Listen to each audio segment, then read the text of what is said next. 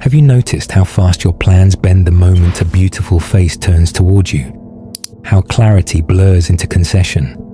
How the day you designed becomes the day you spend proving yourself worthy of a gaze? You tell yourself it's romance, chivalry, chemistry. Then you look at the ledger. Projects stalled, standards softened, moods outsourced. Friedrich Nietzsche would call that a diagnosis, not a love song.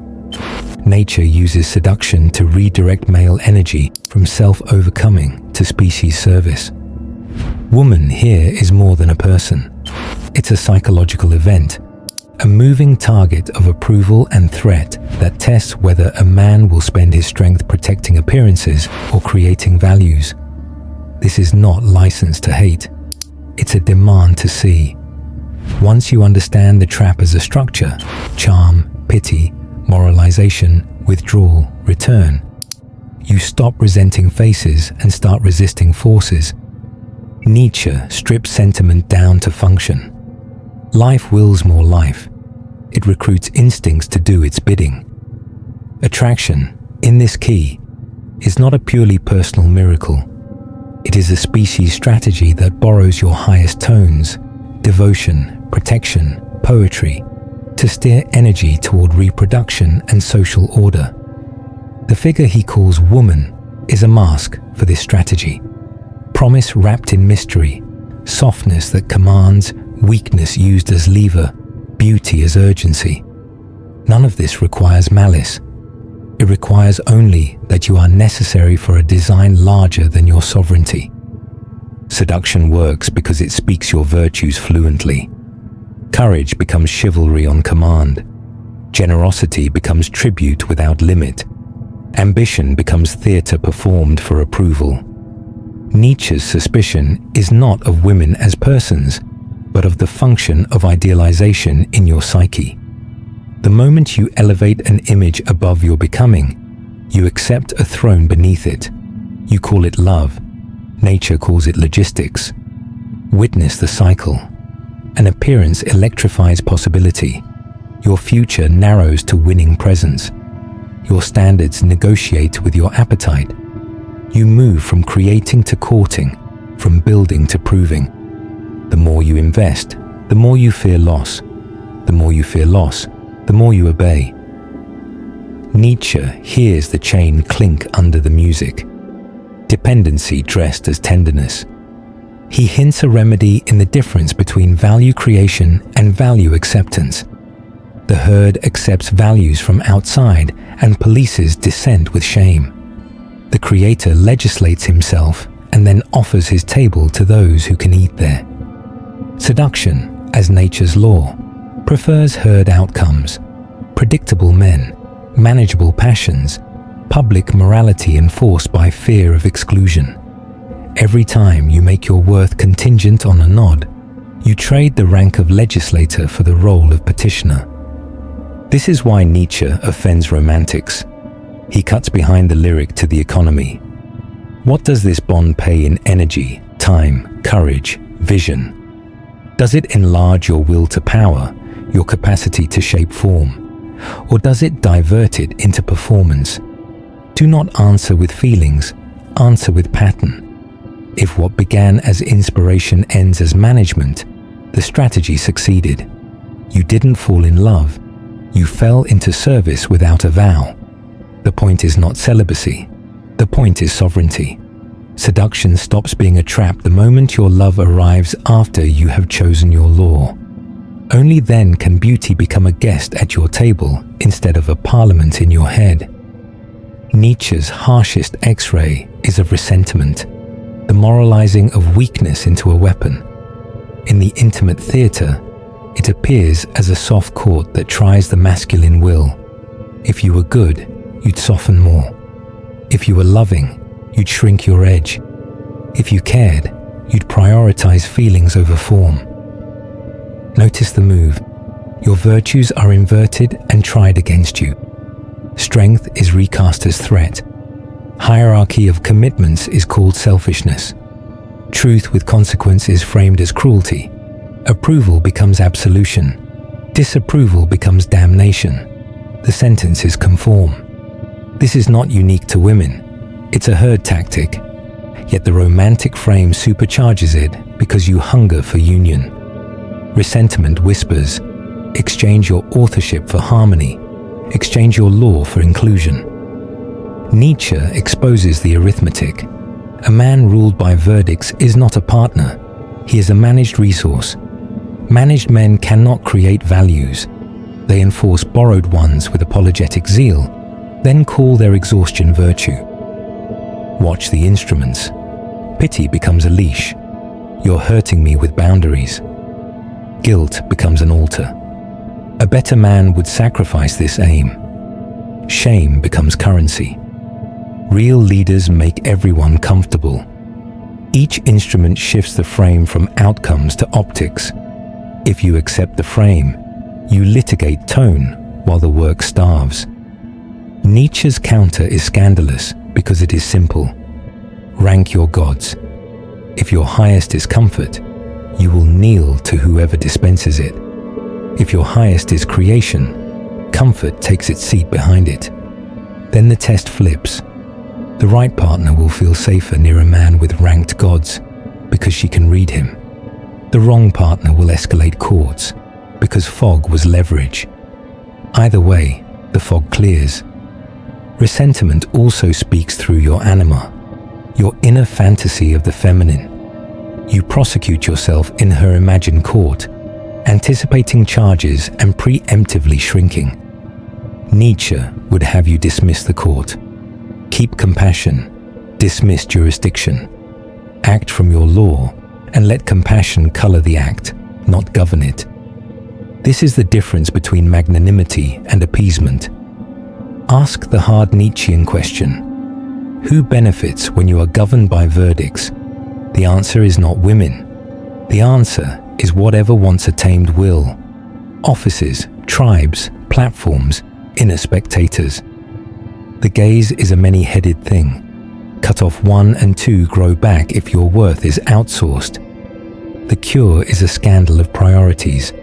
Become unapologetically answerable to what you will die for. Then pity can bless, shame can instruct, guilt can signal repair, but none can rule. Only then can love stop being caught and start being covenant. Nietzsche divides lives into flattened time and heightened time. Flattened time is repetitive intoxication. Heightened time is ascent. Work that stacks, risk that enlarges, style that ripens. Seduction, mismanaged, converts heightened time into an endless chase. The climb is replaced by orbit. Your calendar adjusts to contingency. Your training bends to availability. Your reading narrows to messages. You call it passion. It functions as stall. The mechanism is intermittency. Variable reward, the most efficient hook. Nature found the casino before casinos. Warmth, absence, warmth. Approval, test, approval. Each cycle taxes your executive control and rewards your reactivity. Nietzsche would say your will to power spool sideways. Instead of shaping form, you chase mood. This is not a moral failure. It's a misallocation. Power spent on weather cannot build climate. How to see it? Track your loss of solitude. Not hours alone, but command of your inner court. Can you keep a plan unbent by a ping? Can you hold a line when affection withdraws? Can you think a thought to the end under pressure? If the answer decays as desire heats, you are not loving. You are bargaining with self-erasure. Seduction succeeded because it replaced aim with access. Nietzsche suggests a ferocious substitution. Return admiration to the center and push possession to the edge. Admiration fuels ascent. Possession fuels anxiety. You can admire a woman's power, wit, and beauty without demanding custody of her attention. That stance flips the economy. You do not prove yourself by access. You prove yourself by becoming. Access follows or doesn't. Your trajectory remains. Tactically, move intimacy to the pace of evidence. Nietzsche is no therapist, but he is a lover of rigor. Evidence is repetition under cost. Promise kept across weather, respect under disagreement, warmth without management. If those accrue, deepen. If they vanish under boundary, recognize the species strategy. Your energy is being harvested for drama, not honored for destiny. Withdraw without speechifying. Return to assent. Note the emotional charge here. Boyhood inside you believes the chase is the climb. It loves rescue and applause. Nietzsche's cruelty is paternal. He denies the boy his theater so the man can build. The sweetness you lose is intensity on demand. The sweetness you gain is style, the taste of a life that stacks. Women who can love a man will join you there. Women who need a show will need a new theater. Either way, the climb resumes. Nietzsche's most subversive act is transvaluation, reversing inherited values by asking what serves flourishing.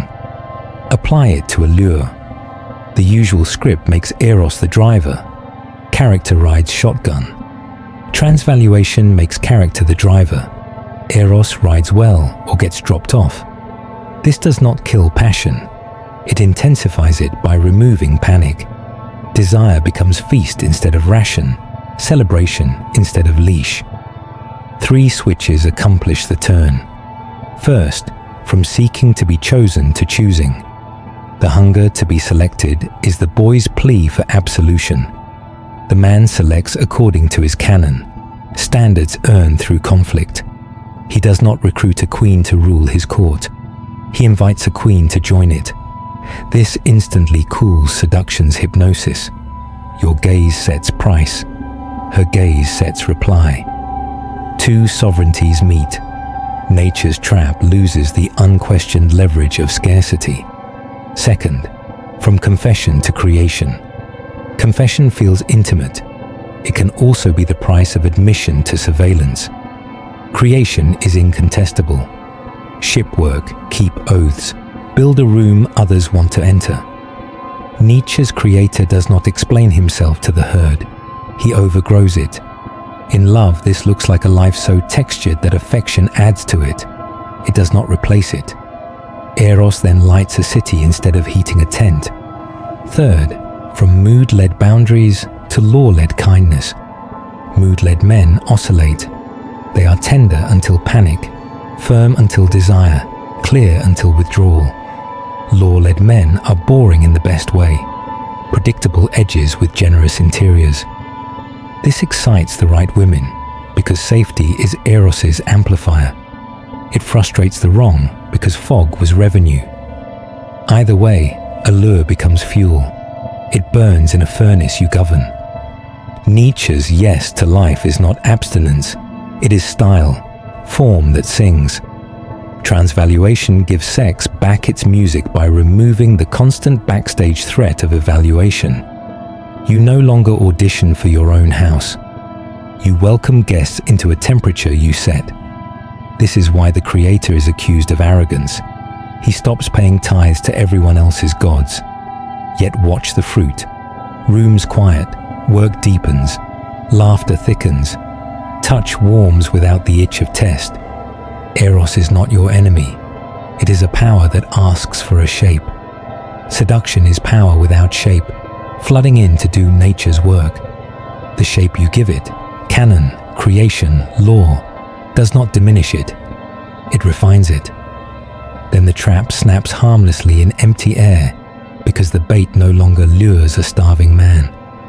You are fed by your becoming, and so you can feast without forgetting who is eating. Nietzsche speaks of rank, an ordering of values that forbids confusion. Rank in love is not dominance over a person. It is dominance over your priorities. Place becoming over belonging, truth over tone, covenant over courtship, work over weather.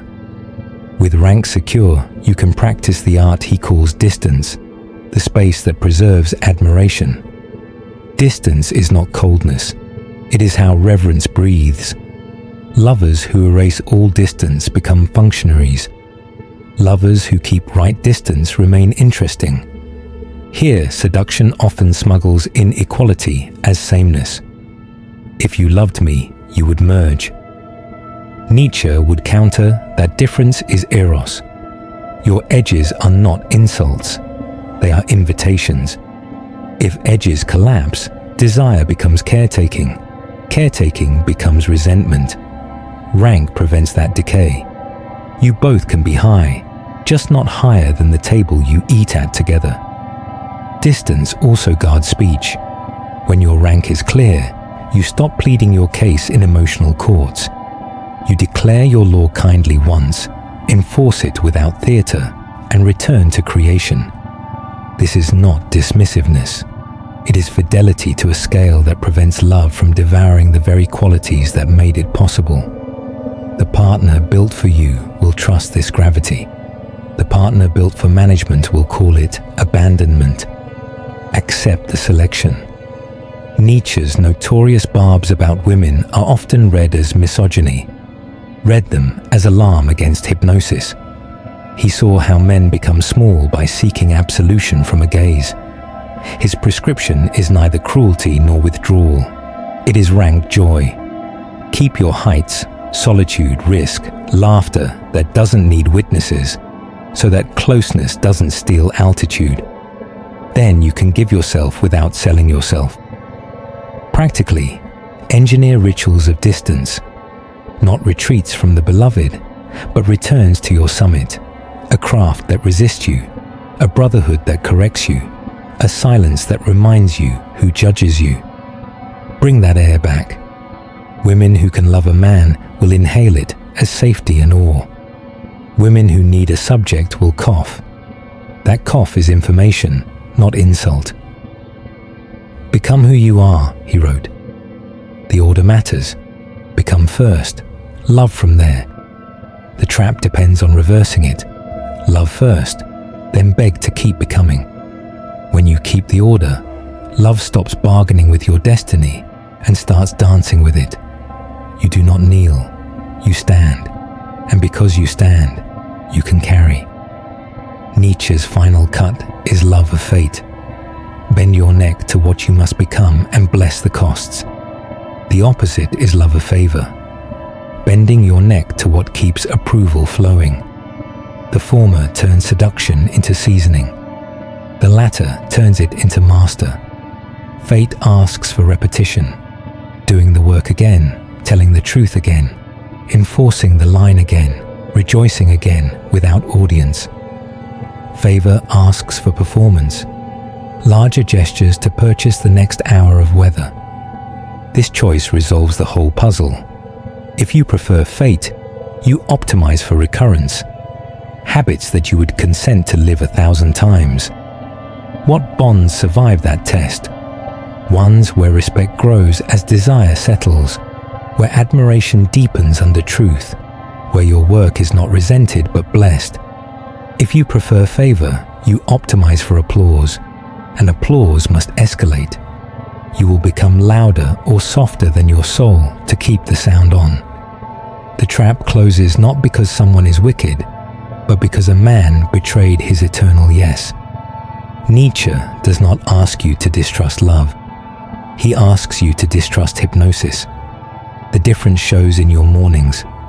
Under hypnosis, you wake to the app, to the ledger of text, to the trial of tone. Under fate, you wake to the next brick, to the line you swore to keep, to the song you will sing again, whether or not anyone claps. This is how seduction loses its governance, not by denial, but by context. You made it to the end. That already marks a man tired of being bent by weather. If this put a name to the pull you feel and gave you a way to answer it, break the wall. Write one sentence you will live this week that puts fate over favor. Drop it below in the comments and like this video.